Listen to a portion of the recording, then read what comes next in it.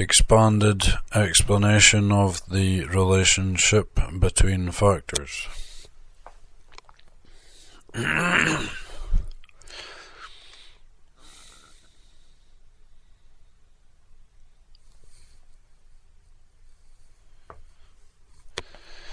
One avijja to sankhara.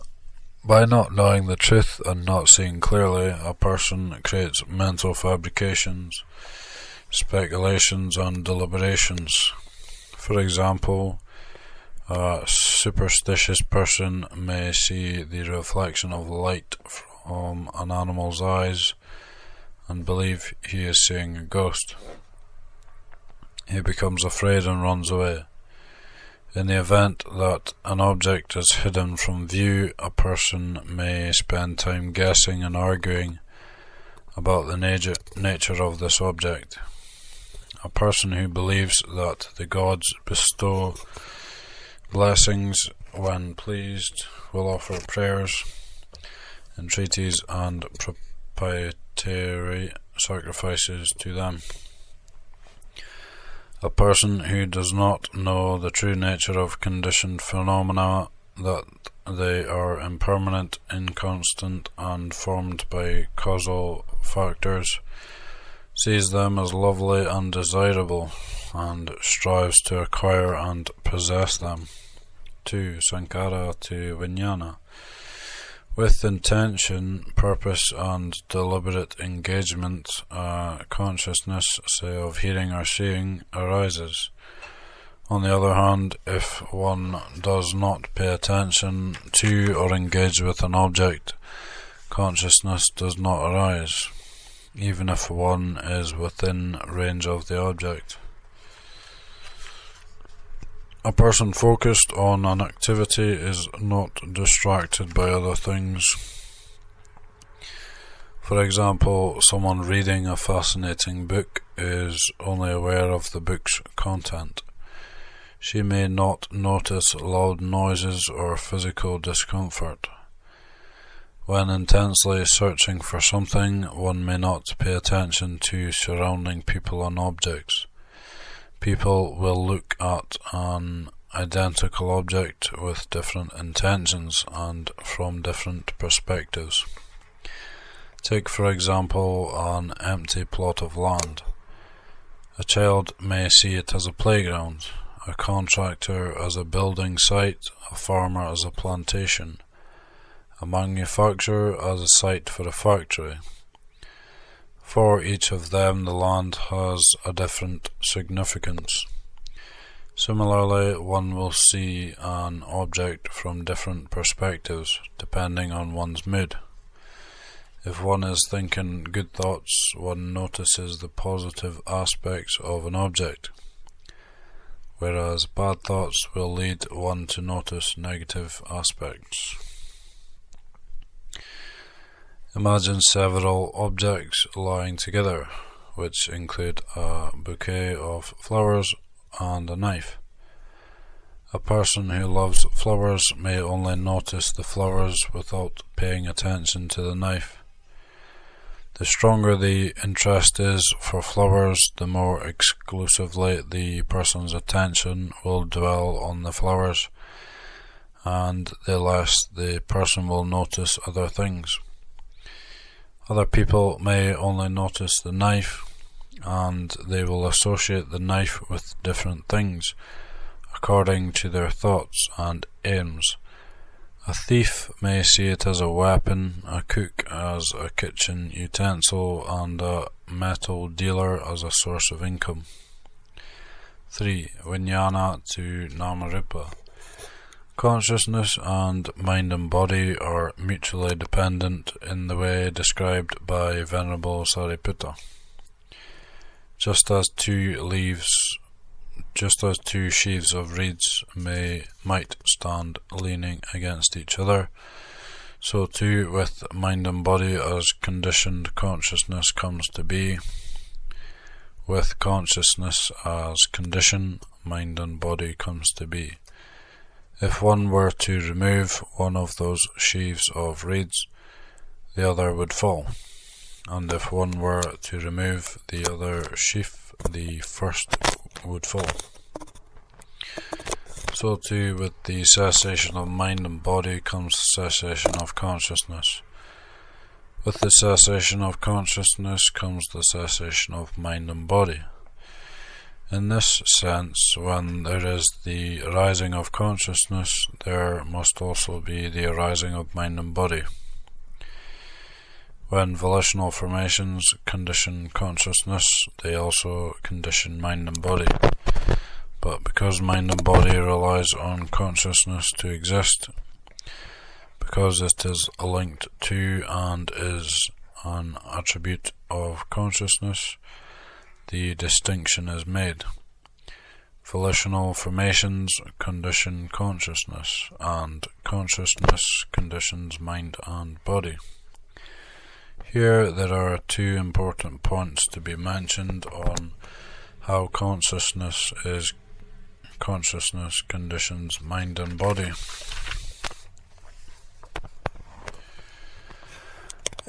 When cognizing an object, example, a visual form or a sound, a person is in fact experiencing mind and body.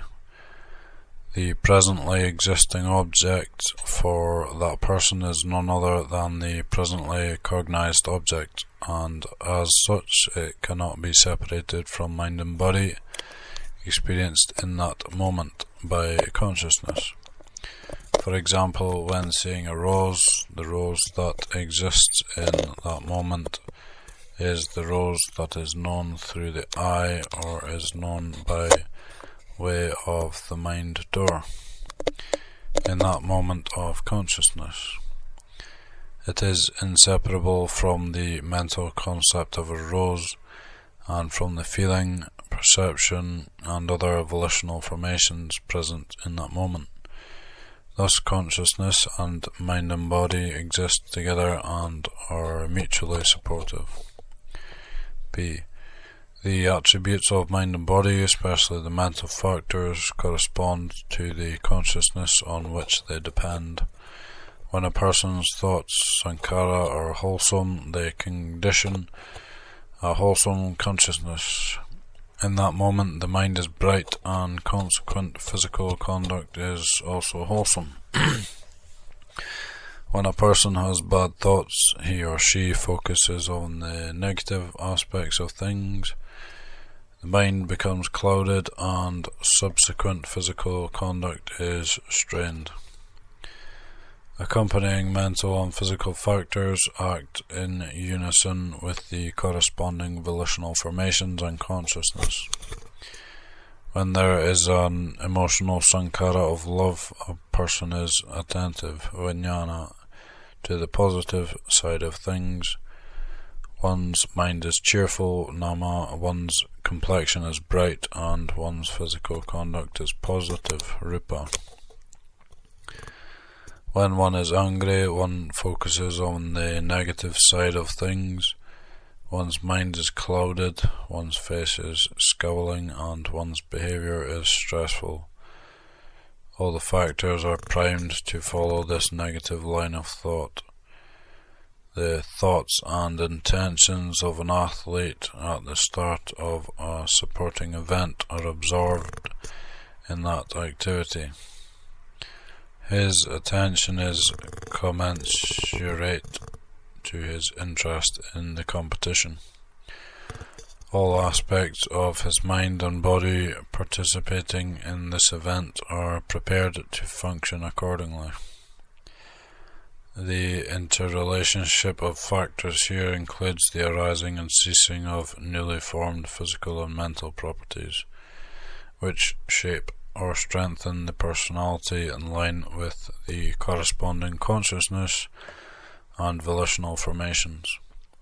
This process, involving the first three links of dependent origination, is an important stage concerning karma and the fruits of karma, vipaka.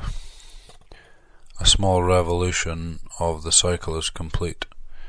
Avijja equals kilesa to sankhara equals karma to vijnana, and namarupa equals vipaka, and begins to revolve again from the beginning.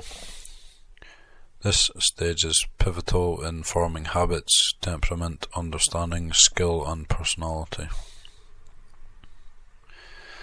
Namarupa to Salayantana.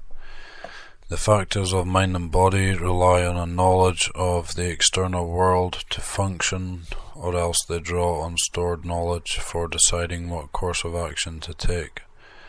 Therefore, the aspects of mind and body acting as channels for receiving sense impressions, i.e. the relevant sense basis, are in a state of receptivity and act in unison with the preceding factors of dependent origination.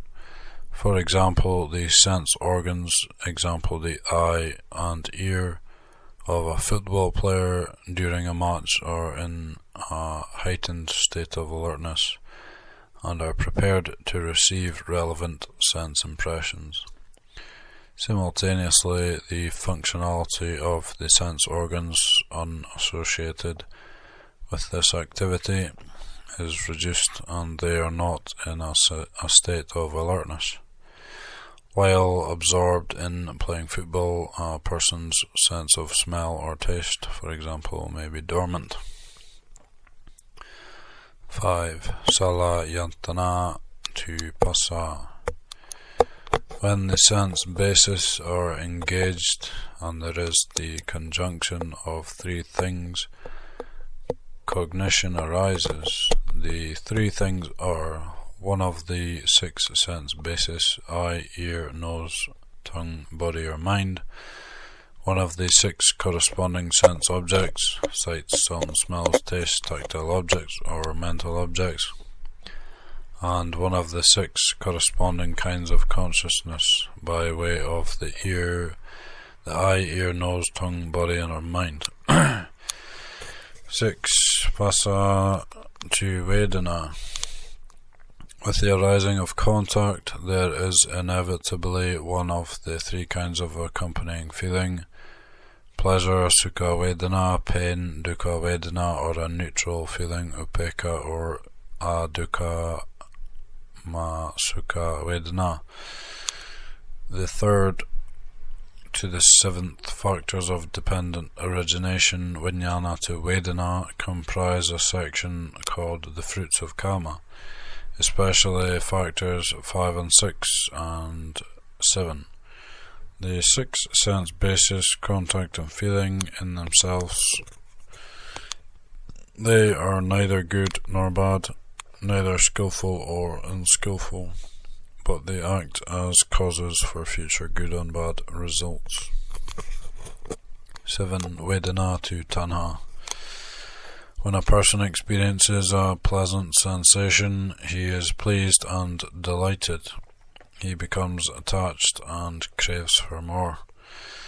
When a person experiences a painful sensation, he is annoyed. He wants the painful object to vanish.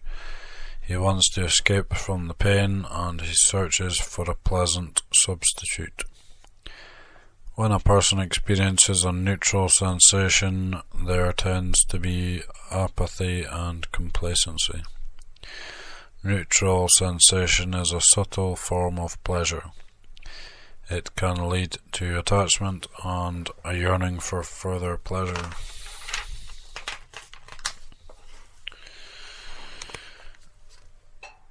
There are three kinds of craving, tanha.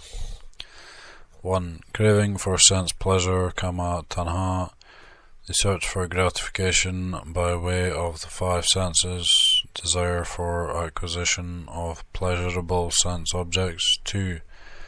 Craving for existence, bhava tanha, desire for things associated with particular states of existence, or desire for a state of existence, example, as a millionaire, a celebrity or a deva, bestowing such coveted things.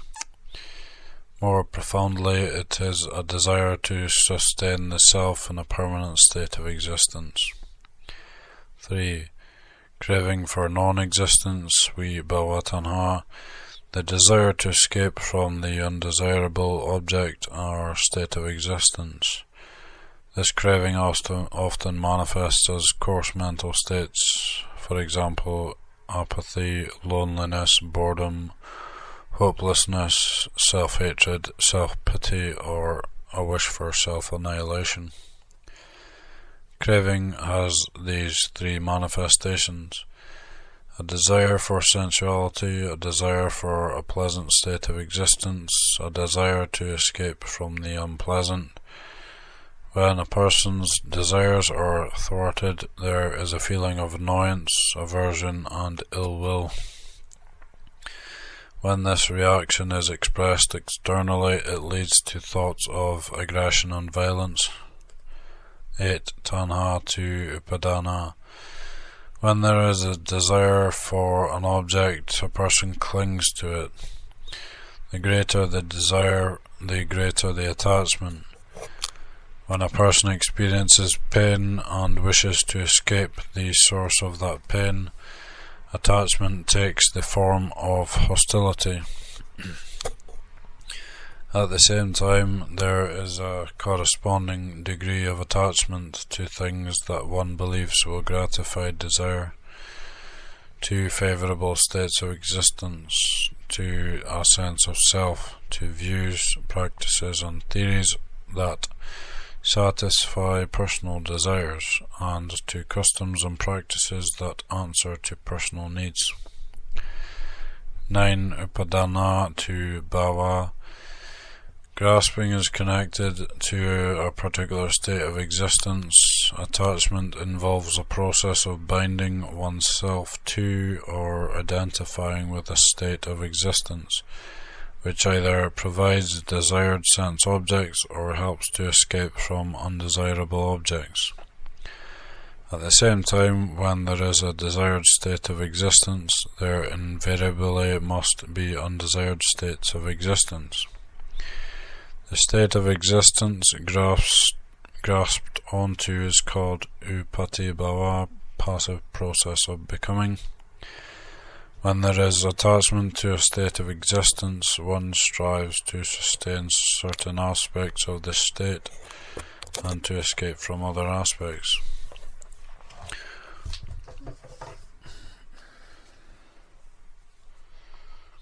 All of one's thoughts and actions, however, are propelled by grasping. They are influenced by established beliefs, opinions, theories, habits, and preferences, and they manifest as behaviour that corresponds to this grasping. Take, for example, a person who wishes to be reborn as a god. He will attach to certain belief systems, traditions, ceremonies, and practices that he believes will lead to heaven. He will think and act according to these beliefs, and as a consequence may even develop idiosyncratic behaviour. A person who seeks honour will attach to a certain set of values he believes to be honourable and to corresponding standard of behaviour. His thoughts, actions and behaviour will conform to his attachment. A person who covets an object belonging to someone else attaches to the idea of ownership and attempts to acquire the object. By not discerning the harm in wrong conduct, he will think and act out of habit. His initial covetousness may lead him to steal.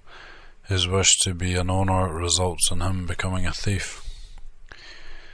Based on correct or false beliefs, a person responds to situations either skillfully or immorally. The specific pattern of behaviour driven and shaped by grasping is the active process of becoming, kamabhava.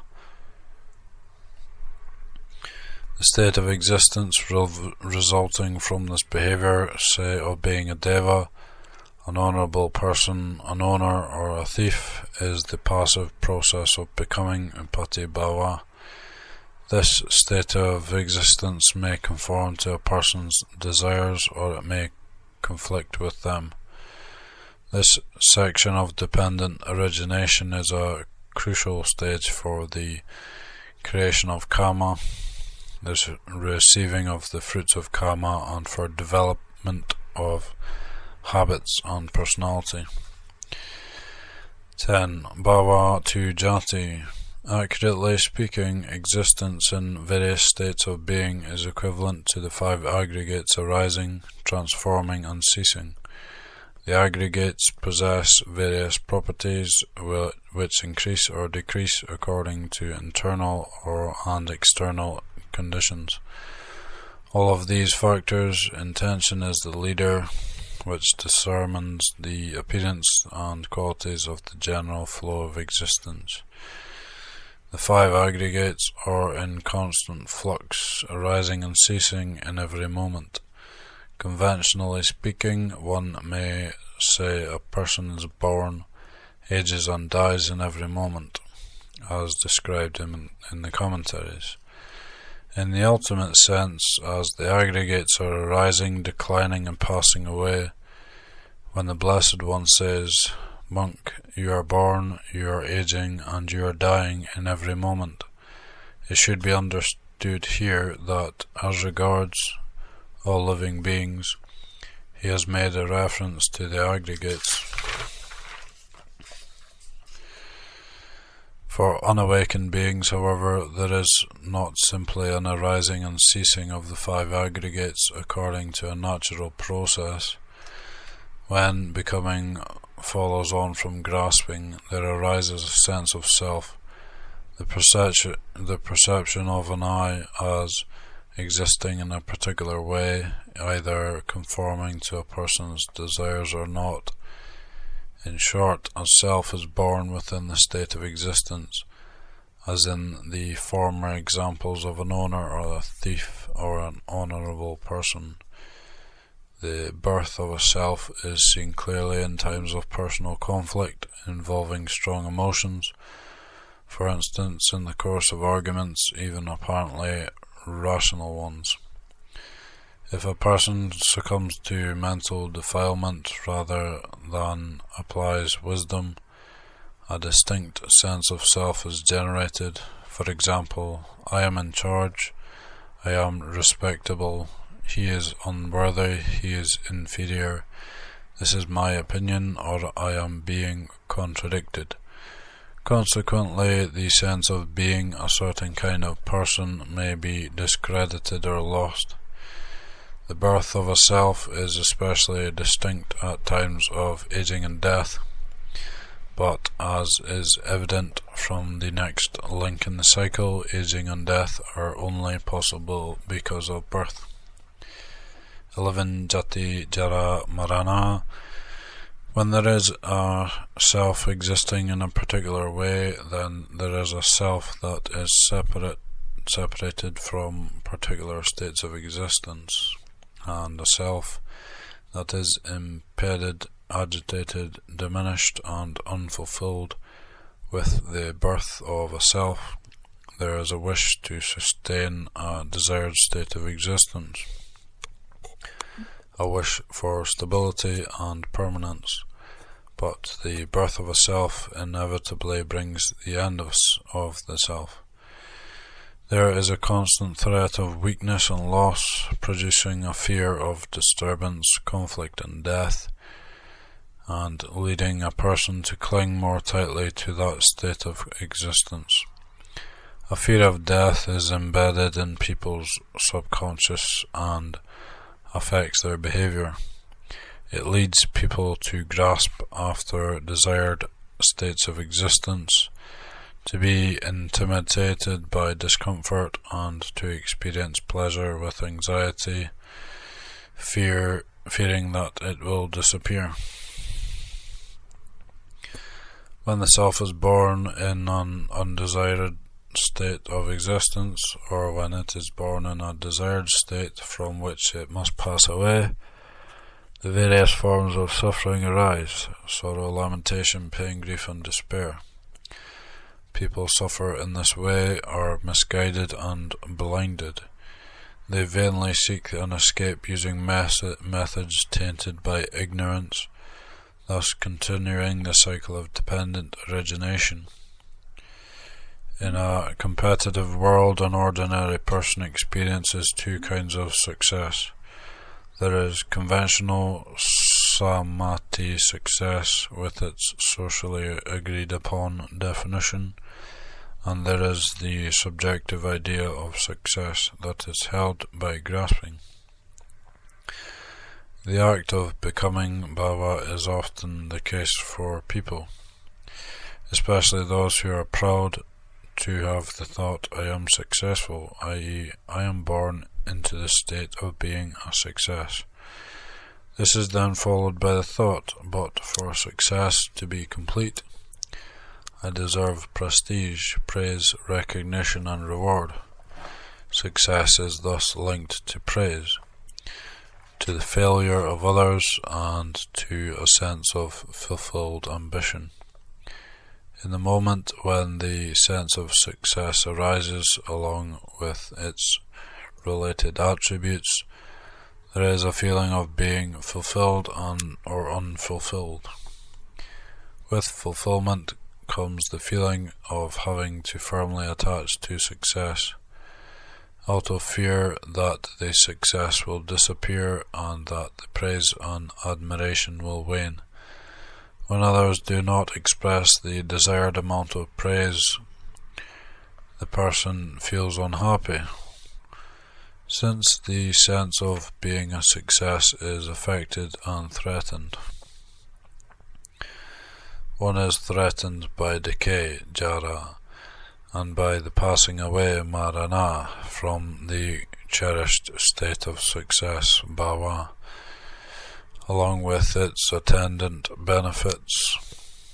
In this circumstance, the feelings of disappointment, worry and despondency, which have not been uprooted by mindfulness and clear comprehension, preoccupy and entangle people. They become innate characteristics, shaping personality, affecting behavior, and continuing the cycle of dependent origination.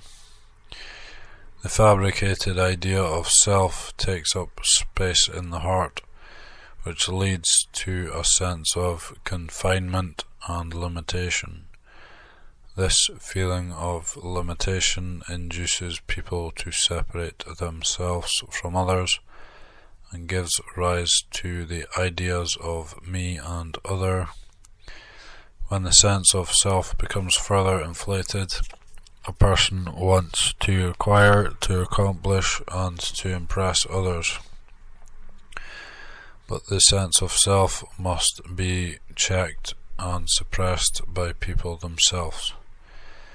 If people are overly egotistical or follow desires without restraint, external conflict arises. Such unrestrained behavior also leads to a loss of vitality by increasing the power of desire and a sense of personal inadequacy. Overall conflict is thus augmented and contentment decreases. There is then no satisfaction, and each moment is an opportunity for stress to arise.